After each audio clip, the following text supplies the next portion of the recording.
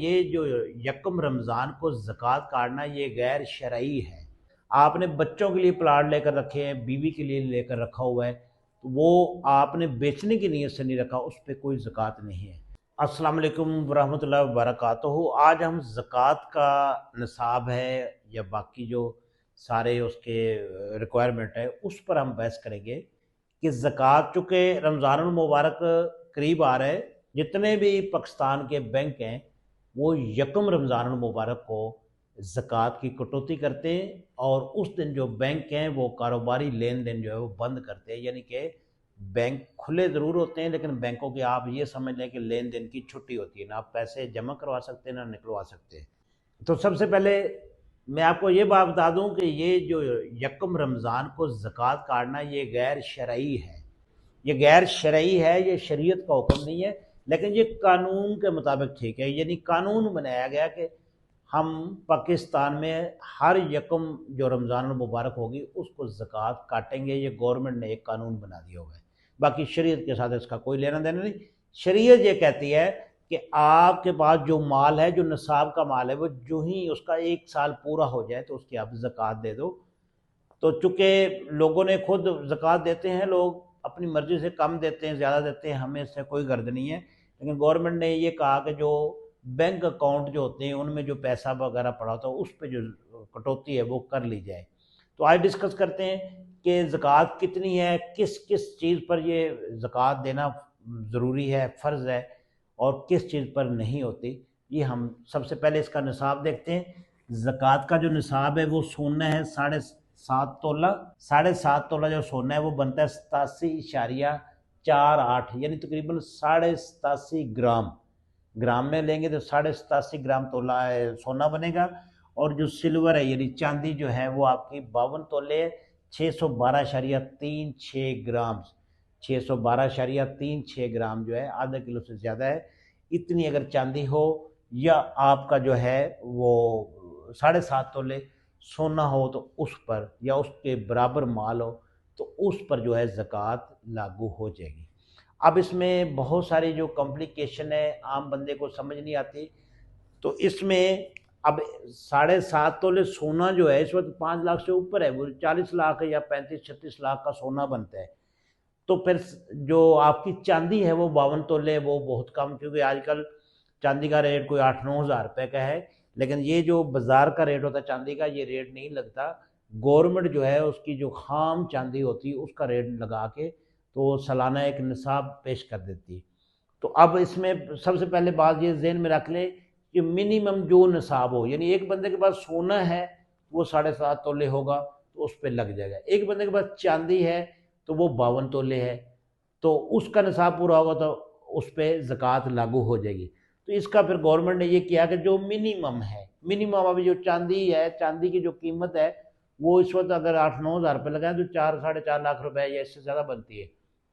तो गवर्नमेंट ने क्या किया कि चांदी का एक कुछ ख़ास जो मिकदार है, यानी उसकी जो क्वालिटी है उसके हिसाब से उन्होंने फिक्स किया हुआ। पिछले साल जो था 2025 में 1 लाख कोई 79 हज़ार, यानी 1,80,000 के करीब करीब जो निसाब था गवर्नमेंट ने अनाउंस किया था। ये गवर्नमेंट हर साल अनाउंस करती है, लेकिन चूँकि ज़कात जो है ये बंदे का, यानी कि उसका अपना काम है, खुद उसको देनी चाहिए, देनी प्रॉपर चाहिए। बैंक वाले जो है वो कम काटे ज़्यादा काटे वो उसका हमारे साथ अलग नहीं है। इसका मकसद ये है कि अपने माल को पाक करना।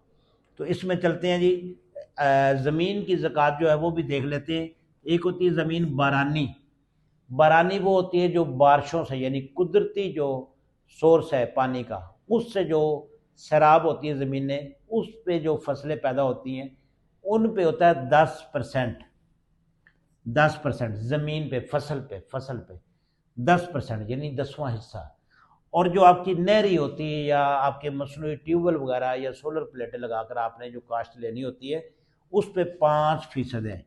और ये जो माल है, माल पे है 2.5%, 2.5%। आप इसको आसान तरीके से समझते हैं। ये जो माल वाली है 2.5% जो है, 2.5% जो है, ये 40वां हिस्सा बनता है। और जो बारानी ज़मीन पे जो फसल होती है वो 10% है तो ये 10वां हिस्सा बनेगा, ठीक है। और नहरी जो है 5% जो बनती है नहरी ज़मीन या आपकी ट्यूबवेल वगैरह वाली, उस पे 5% जो है ये 20वां हिस्सा बनता है। सिंपल सा इसका हम थोड़ा सा इजी समझने के लिए इजी तरीका निकालते हैं कि आपके पास 10 लाख रुपए हैं, 10 लाख रुपए हैं, रुपए की बात हो रही थी, इस पे आपने जो 2.5% जो 2.5% जो ज़कात लगेगी, उसका बेहतरीन तरीका ये है। तरीका तो वो मैंने पहले भी बता दिया था। 10 लाख है आपके पास, तो इसका आपने क्या करना है, इसको 40 पे तकसीम कर दें। 40 पे तकसीम कर देंगे तो आपका बिल्कुल जो है ये 100% दुरुस्त आ जाएगा। तो ये हो जाएगा 25 चौक 100, 10 लाख पे 25,000 रुपये। 40 पे तकसीम कर दें या इसका 2.5% निकाल लें। 10 लाख का यानी 10 लाख है, 10 लाख ज़रब 2.5 बटा 100, तो ये करेंगे तो फिर भी आपका 25,000 ही आएगा। 40 पे तकसीम कर लें या 2.5% निकाल लें। और जो आपकी फसल है, मिसाल के तौर पर आपकी 100 मन गंदम हुई है, 100 मन, और ये आपकी है बरानी, जो कुदरती निज़ाम से जिसको पानी मिला है यानी बारिश वगैरह से, तो 100 मन हुई तो उसमें से 10 मन आपने, इसको उशर बोलते हैं, उशर आपने दे देना है, ये भी फसल की ज़कात निकल जाती है। और उसके बाद जो है आपकी जो नहरी ज़मीन है या आपकी जो ट्यूबवेल वगैरह वाली है, वो अगर 100 मन गंदम है, चावल है, कुछ भी है, 100 मन फसल होती है, उसमें से आपने 20वां हिस्सा जो 5 मन बनेगा। बरानी पे 10 मन, 100 मन पे, और जो आपकी नहरी है या आपकी मसनूई मशीनरी वगैरह वाली ट्यूबवेल वाली, उस पे आपका 20वां हिस्सा 5 मन बनेगा। ये है बहुत आसान तरीका इसकी जो ज़कात देने का। अब यहाँ पर देखते हैं, मैं मुफ्ती नहीं हूँ, जर्नल सा आपको नॉलेज देता हूँ कि किस किस चीज़ पर ज़कात होती है। जो आपका रिहायशी मकान है उस पर ज़कात नहीं है। जो आपकी ज़मीन है, जो आप जिस पे काश्तकारी करते हैं, उस ज़मीन पर बज़ाते खुद कोई ज़कात नहीं है। उसकी जो आप आमदनी लेते हैं, जो फसल उगाते हैं, उस पे आपकी ज़कात होती है। वो मैंने पहले बताया कि 20वां हिस्सा है या 10वां हिस्सा है। और उसके बाद आपने प्लाट लेकर रखे, प्रॉपर्टी लेकर रखिए, इसलिए रखिए कि ये प्रॉफिट हो जाएगा, यानी उसमें कीमत बढ़ेगी तो मैं इसको सेल आउट करूँगा, प्रॉफिट कमाऊँगा, तो उस पर आपको ज़कात देना पड़ेगी। आपके जो दुकान वगैरह है उसकी जो कीमत है उसके ऊपर ज़कात नहीं है। दुकान की कीमत पे ज़कात नहीं है, दुकान की जो इनकम है उस पर ज़कात देनी पड़ेगी, अगर वो निसाब के मुताबिक होती है, निसाब पे पहुंचती है। ये बात थोड़ी सी जनरल सी बात है। आपने बच्चों के लिए प्लाट लेकर रखे हैं, बीवी के लिए लेकर रखा हुआ है, तो वो आपने बेचने की नीयत से नहीं रखा, उस पर कोई ज़कात नहीं है।